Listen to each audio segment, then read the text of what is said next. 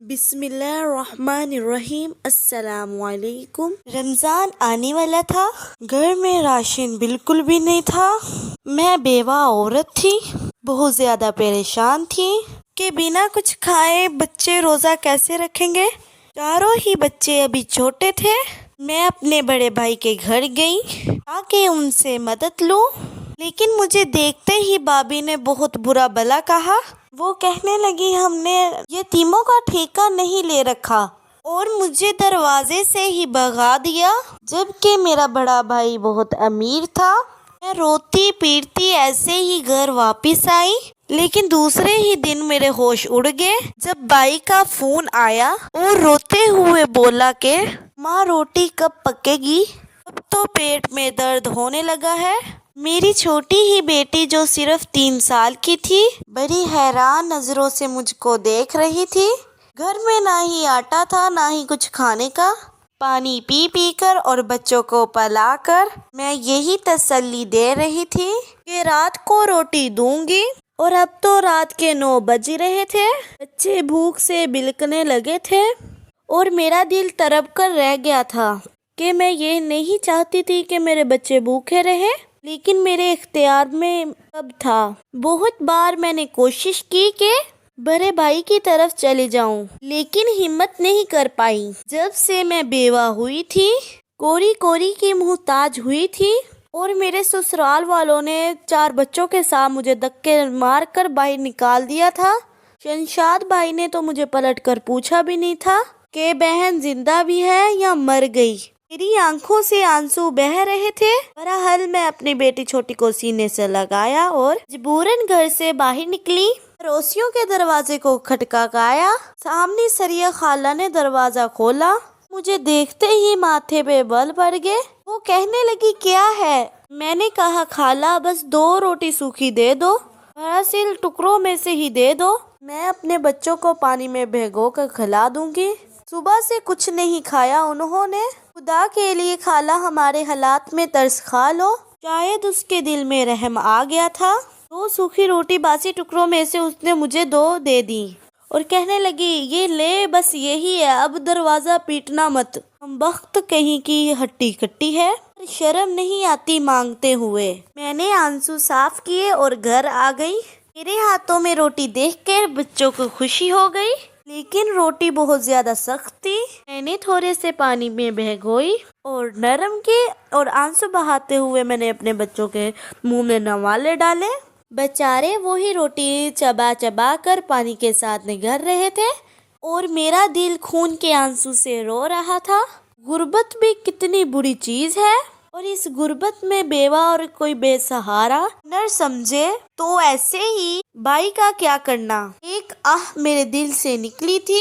میرے بچوں نے اتنے ہی نوالے پیٹ میں ڈالے اور پیٹ بھر گیا، اور بچے ہی کتنی روٹی کھا سکتے تھے۔ چاروں کے حصے ہی بس آدھی آدھی روٹی آئی تھی، اور انہوں نے چادر بچھائی اور وہیں سین میں بچھاتے ہوئے سو گئے۔ ابھی تک انہوں کے ہونٹ خشک تھے، ابھی بھی میرے بچے نیند میں بار بار پیٹ میں ہاتھ پھیر رہے تھے۔ شاید بھوک ابھی بھی باقی تھی، لیکن کوئی بھی نہیں تھا اس کو اس حالت میں دیکھنے والا۔ میرا شوہر اس لوگوں میں نہیں ہوتا تھا جو بھیک مانگ مانگ کر پیسے اکٹھے کرے، دنیا کے سامنے رونے روئے۔ میرا ضمیر اس بات کی اجازت نہیں دیتا تھا۔ میں نے لوگوں کے گھروں میں کام بھی کیا، اپنے بچوں کا کھانا بنا کر دروازے پر تالا لگا کر پھر جاتی تھی، لوگوں کے گھر کام کرتی تھی۔ لیکن بڑے ہی گھر کے بڑے ہی اصول ہوتے ہیں، امیروں کے لیے کچھ اور غریبوں کے لیے کچھ اور۔ میں رمشا باجی کے گھر میں کام کرتی تھی، وہ بھی میری طرح جوان جہاں تھی، 2 بچوں کی ماں تھی، شوہر بھی میرے شوہر کی عمر کا تھا۔ میرا شوہر چوکیدار تھا، اپنے مالک کی حفاظت کرتے کرتے چوروں کے ہاتھوں میں مارا گیا تھا، لیکن وہ مالک نے ہمارے سے تسلی کے علاوہ کچھ بھی نہیں دیا تھا۔ میں کام کرنے لگی، رمشا باجی کے شوہر کی گندی نظریں مجھ پر ہوتی تھی۔ ایک بار میں کام میں گئی تو رمشا باجی میکے گئی ہوئی تھی، حالانکہ وہ اپنے شوہر کو کہہ کے گئی تھی کہ اگر ذہینہ آئے تو اس کو کہہ دینا کہ آج چھٹی ہے، کام پر مت آئے، لیکن اس نے ایسا ویسا کچھ نہیں کہا، اور اوپر سے وہ کہنے لگا آؤ اندر آؤ۔ رمشا اندر ہے، میں اندر آ گئی تو اس نے دروازہ بند کر دیا۔ میں پورے گھر کا جائزہ لینے لگی، لیکن مجھے کہیں بھی رمشا باجی نظر نہیں آئی، نہ ہی اس کے بچے۔ میں نے کہا صاحب جی بیگم صاحبہ کہاں ہے؟ وہ کہنے لگا میں کہ گئی ہوئی ہے۔ میں نے کہا اچھا ٹھیک ہے میں چلتی ہوں، جب وہ آئے گی تبھی میں گھر کا آ کر کام کروں گی۔ اس سے پہلے کہ میں دروازے تک جاتی اس آدمی نے میری کلائی پکڑ لی۔ میں تو ہوں نا، تمہیں رمشا سے زیادہ پیسے دوں گا، بس مجھ کو خوش کر دو۔ یہ سن کر میری جان نکل گئی۔ میں نے کہا صاحب جی میرا ہاتھ چھوڑے، میں اس قسم کی عورت نہیں ہوں، محنت کرتی ہوں اور اپنے بچوں کا پیٹ پالتی ہوں۔ وہ کہنے لگا محنت کر کے تمہیں کیا ملتا ہے؟ پورے مہینے کا 5-6 ہزار، اس میں تمہارا کیا ہوتا ہوگا؟ بس چند گھنٹے میرے ساتھ گزار لو، تمہیں 20,000 روپیہ دوں گا۔ میں نے کہا صاحب جی میرا ہاتھ چھوڑیجیے، میں اپنے بچوں کو حلال کی روٹی کھلاتی ہوں، خون پسینہ ایک کرتی ہوں، 3 گھروں میں کام کرتی ہوں۔ میں نے زبردستی سے اپنا ہاتھ چھڑانے کی کوشش کی۔ وہ کہنے لگا آج تو میں تمہیں نہیں چھوڑوں گا، تمہاری مرضی ہو یا نہ ہو، میری مرضی تو ہے، جب سے تم کو دیکھا میرا دماغ پاگل ہو کر رہ گیا ہے۔ یہ کہتے ہوئے وہ زبردستی مجھے کمرے میں لے گیا۔ چلانے لگی تو اس نے میرے منہ پر ہاتھ رکھ لیا۔ وہ کہنے لگا تمہارا گلا دبا کر تمہیں مار ڈالوں گا اگر تم نے شور مچایا تو۔ پھر مجھ کو کمرے میں دھکا دیا، دروازہ بند کر لیا۔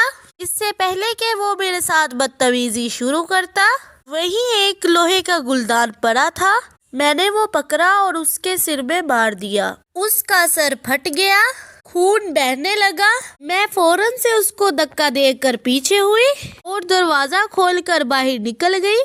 جب تک وہ میرے پیچھے آتا میں گھر میں آئی اور رونے لگی۔ میرے دل میں آیا جب راشد تھا مجھے کوئی بھی نظر اٹھا کر نہیں دیکھتا تھا، محلے والے بھی عزت کرتے تھے، لیکن اب تو سارے گندی نظر سے دیکھ رہے تھے۔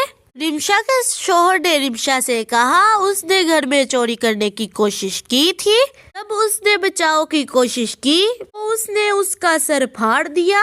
میں اسی محلے کے 3-4 گھروں میں کام کرتی تھی، وہاں رمشا نے مجھ کو چور چور مشہور کر دیا، سب نے مجھ کو ملازمت سے نکال دیا، میری تنخواہ تک نہیں دی۔ میں روتی ہوئی گھر آ گئی، مجھے سلائی نہیں آتی تھی، نہ ہی میں پڑھی لکھی تھی، کیونکہ شمشاد بھائی نے پڑھنے نہیں دیا۔ وہ کہتے تھے کہ تم نے کون سا نوکری کرنی ہے؟ میں پڑھوں گا، بڑا افسر بنوں گا، تمہیں ڈھیر سارا جہیز دے کر تمہاری شادی کروں گا، لیکن ایسا کچھ نہیں ہوا تھا۔ شمشاد بھائی نے خوب پڑھا، افسر بھی بن گئے تھے، لیکن بھابھی بڑے گھر سے آئی تھی، میرے والدین نہیں تھے، میں اکیلی ہی تھی، شمشاد بھائی کے ساتھ رہتی تھی۔ جب وہ آئی مجھے نفرت سے دیکھتی تھی، وہ کہتی تھی کہ یہ تو پڑھی لکھی نہیں ہے، اس سے بھلا کون شادی کرے گا۔ شمشاد بھائی بھی بدل گئے، انہوں نے میری شادی غریب چوکیدار سے کر دی۔ میں اس کے ساتھ بھی خوشحال زندگی گزار رہی تھی، لیکن قسمت کو کچھ اور ہی منظور تھا، میں 4 بچوں کی ماں بن گئی۔ چھوٹی بچی 2 سال کی تھی جب راشد مجھ کو چھوڑ کر چلا گیا۔ بھائی اور بھابھی نے میرا بالکل ہی ساتھ چھوڑ دیا، اوپر سے رمضان آ گیا تھا، میرے گھر میں فاقے شروع ہو گئے، میرے بچے بھوک سے بلک رہے تھے۔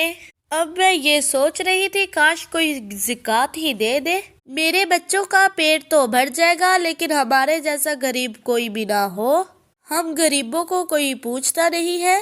میں نے اپنی ساتھ والی کو کہا اگر کسی نے صفائی کروانی ہو تو مجھ کو بتانا۔ اس نے کہا تمہیں کیا ضرورت تھی رمشا باجی کے گھر میں چوری کرنے کی؟ وہ کہنے لگی میں اس کو کیا بتاؤں، میں نے نہیں کچھ چوری کیا، اس کا شوہر ہی تھا جو میری عزت چوری کرنے لگا تھا، لیکن میری بات پر کون بھروسہ کرتا؟ لیکن ہمارے معاشرے میں عورت پر الزام لگتا ہے، وہ قصوروار ہو تب بھی، نہ قصوروار ہو تب بھی۔ میری بات پر کسی نے بھروسہ نہیں کرنا تھا۔ میں نے کہا میں نے چوری نہیں کی تھی، انہیں غلط فہمی ہوئی ہے، اب میں ان کی غلط فہمی کا علاج تو نہیں کر سکتی۔ وہ کہنے لگی ایک باجی ہے، اس کو بس چند دن ہی کام کروانا ہے، باقی اس کی ملازمہ لگی ہوئی ہے، ملازمہ چھٹی پر گئی ہوئی ہے، میں نے کہا ٹھیک ہے میں کام کر لوں گی۔ میں اس باجی کے گھر چلے گئی۔ اس نے اپنی دیواریں تک مجھ سے صاف کروائی۔ گھر میں نے 5 دنوں میں چمکا دیا اور اس نے مجھ کو 500 کا نوٹ دیا تھا۔ میں نے کہا باجی صرف 500؟ کہنے لگی اور کیا، اپنی جان بھی تمہیں نکال کے دوں؟ میری آنکھوں میں آنسو آئے تھے۔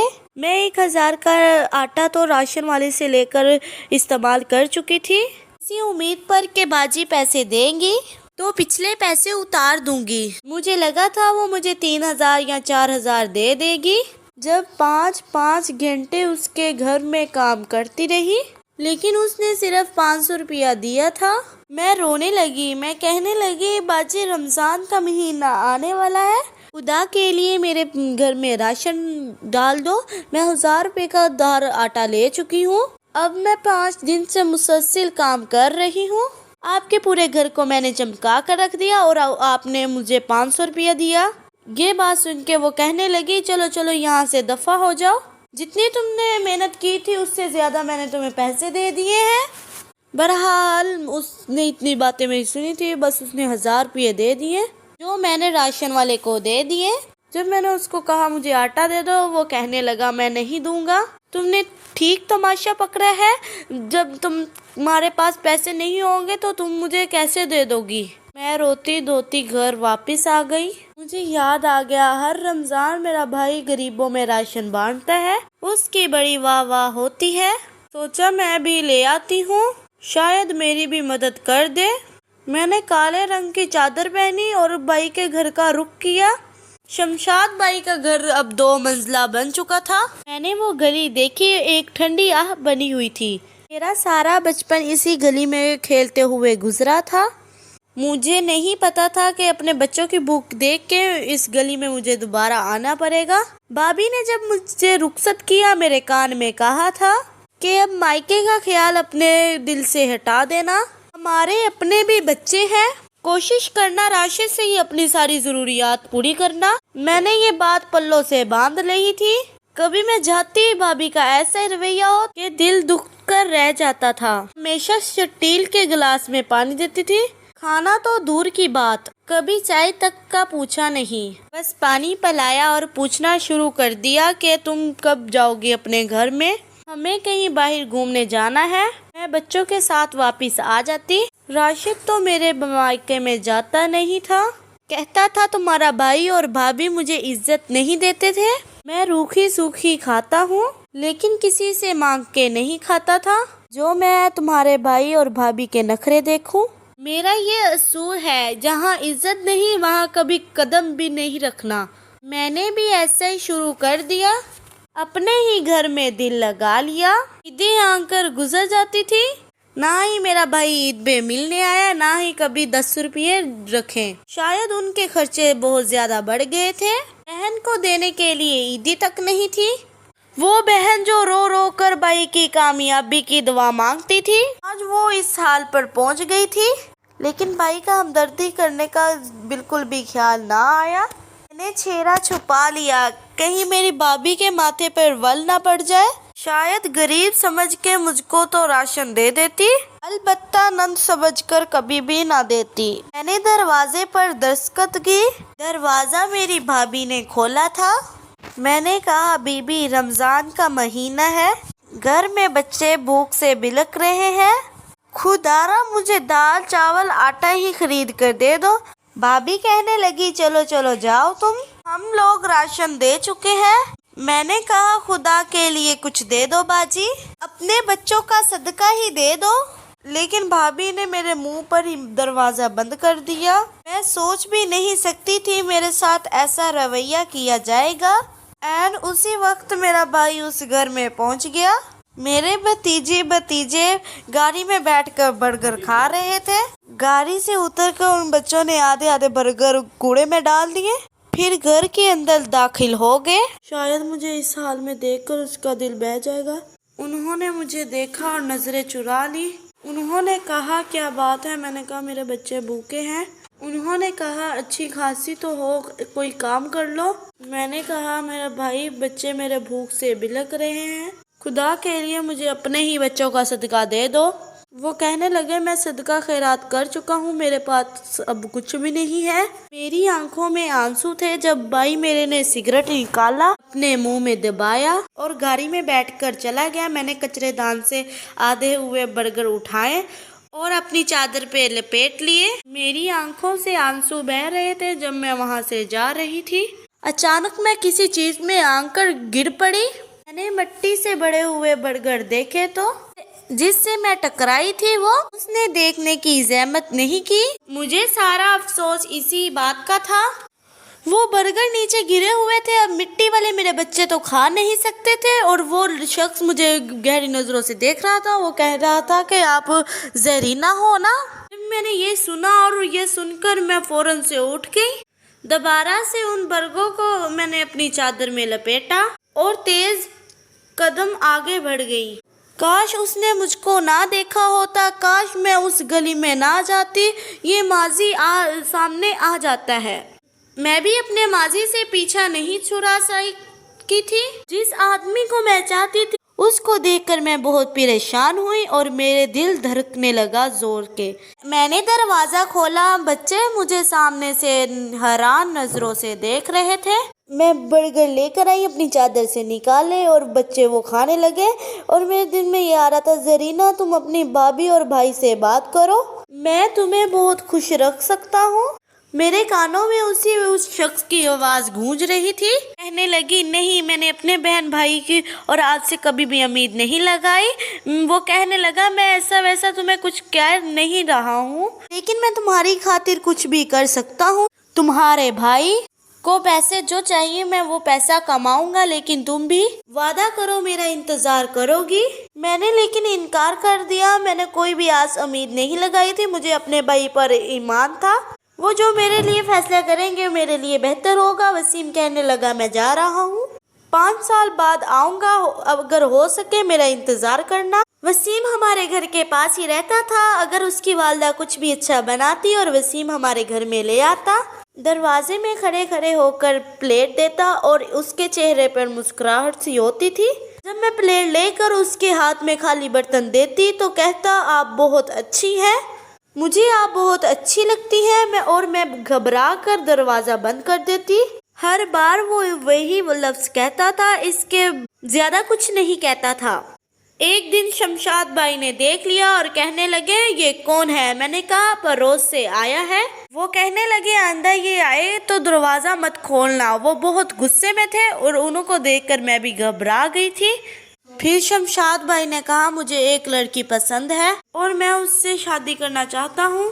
انہوں نے شادی کر لی۔ میں نے سوچا میری بھابھی آئے گی، میری زندگی میں سکون ہو جائے گا، لیکن تو میری زندگی میں سکون ہی نہیں ہے۔ بھابھی مجھ سے گھر کے سارے کام کرواتی تھی، میں یہ تیور دیکھ کر بہت حیران تھی۔ ایک دفعہ وسیم کھانا لے کر آیا، میں نے دروازہ کھولا، اس وقت بھابھی نے مجھ کو بہت ڈانٹا تھا، میرے منہ پر تھپڑ بھی مارا تھا۔ میری آنکھوں میں آنسو تھے، اس نے اپنے ہاتھوں میں پلیٹ پکڑی ہوئی تھی، میری آنکھوں سے آنسو دیکھتے ہوئے کہنے لگا، تمہیں کیا ہوا ہے؟ کہنے لگا، تمہیں کسی نے کچھ کہا ہے؟ میں نے کہا، مجھے کسی نے کچھ نہیں کہا۔ میں نے جیسے ہی اس کے ہاتھ سے پلیٹ پکڑی، بھابھی میرے پیچھے ہی کھڑی تھی، وہ کہہ رہی تھی کہ یہاں یہ سب ہو رہا ہے کہ مجھ سے اور اپنے بھائی سے چھپ کر اس لڑکے سے چکر چلا رہی ہو۔ میں نے کہا، ایسا کچھ بھی نہیں ہے۔ وسیم کہہ رہا تھا، بھابھی آپ غلط سمجھ رہی ہیں۔ بھابھی کہنے لگی، میں سب سمجھ گئی ہوں، آنے دو شہزاد کو، میں تم لوگوں کی حیثیت سامنے رکھ دوں گی۔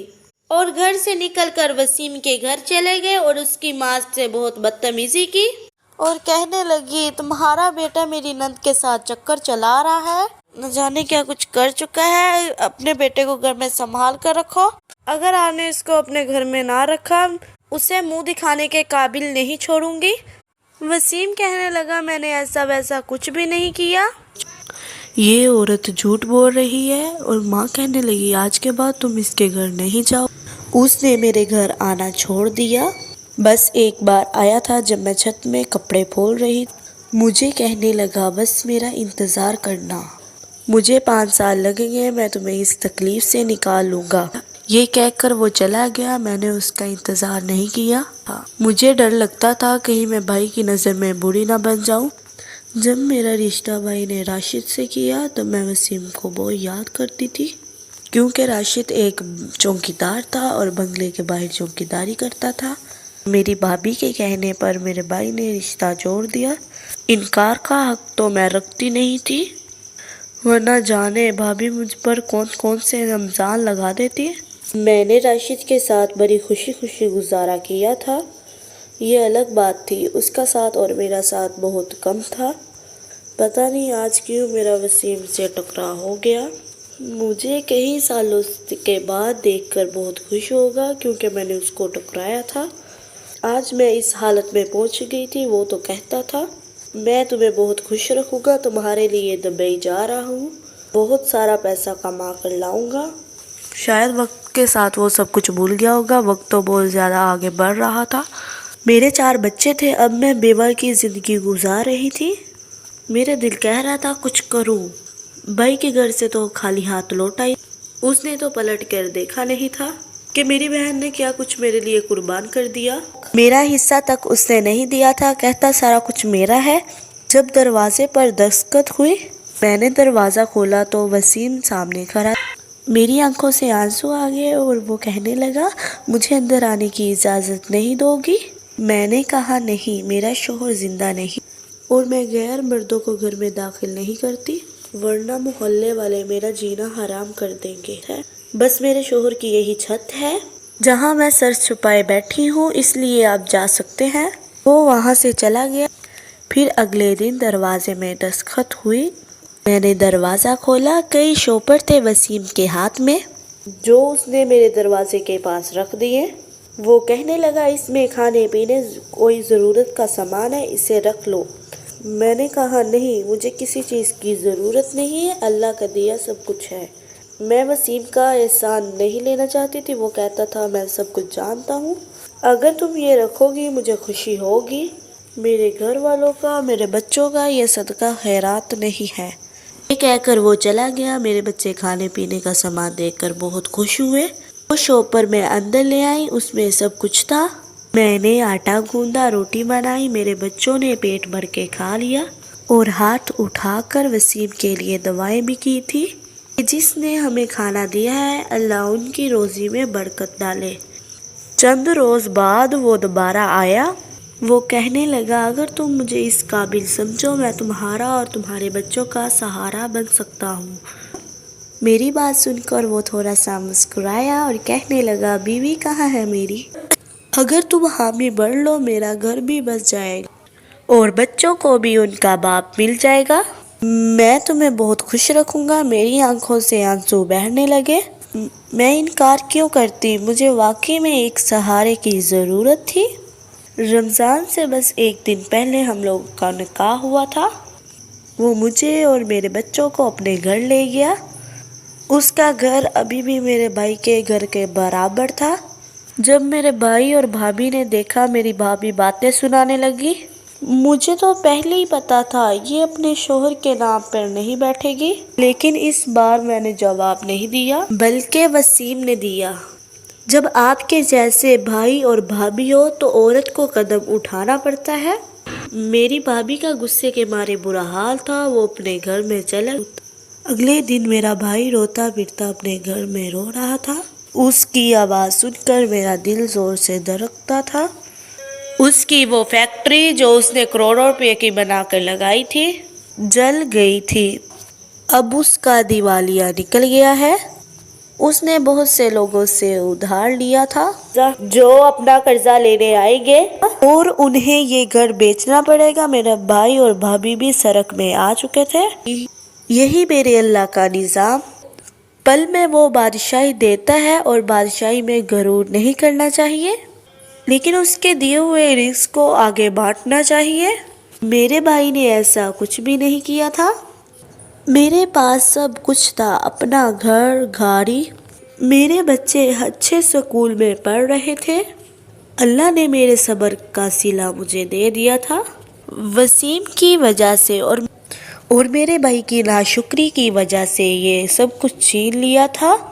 کیونکہ اس نے میرا حصہ چھین لیا تھا۔ وہ بے سہارا ہو چکا تھا، کرائے کے گھر میں رہتا تھا اور اس کے بچے روز کھانے کے لیے اس کو تیار رہتے تھے کہ ہم نے نہیں کھانی دال سبزی، ہم نے گوشت کھانا ہے، برگر کھانا ہے۔ وہ وہی چیزیں مانگ رہے تھے جن کی ان کو عادت تھی۔ اب میرے بھائی کے پاس، لیکن میں بہن تھی، میرا دل بھائی رشاد کے جیسا پتھر کا نہیں تھا۔ ہر مہینے کچھ نہ کچھ پیسے اپنے بھائی کے ہاتھ میں رکھ لیتی تاکہ کسی سے اس کو اپنے بچوں کے لیے سوکھی باسی روٹی نہ مانگنی پڑے۔ میری آپ سب لوگوں سے گزارش ہے، اپنی بہنوں کے ساتھ رویہ اچھا رکھیں۔ اگر وہ بیوہ ہو چکی ہے یا وہ سہارا ہے، خدا را ان کو اکیلا مت چھوڑے، ان کے ساتھ نرمی والا، پیار والا رویہ رکھیں۔ اور کیونکہ ضروری نہیں ہے آپ کی بہن کی زندگی میں وسیم جیسا کوئی ہو سکتا ہے ان کو آپ کے سہارے کی ضرورت ہو۔ اگر آج کا واقعہ آپ کو پسند آیا ہو تو ہمارے چینل کو سبسکرائب کیجئے، لائک کیجئے، بیل لائک کو بھی آن کیجئے، وہ اس لیے میری ہر نئے آنے والی ویڈیو آپ تک میسر ہو سکے۔ اب تک کے لیے اتنا ہی، اللہ حافظ۔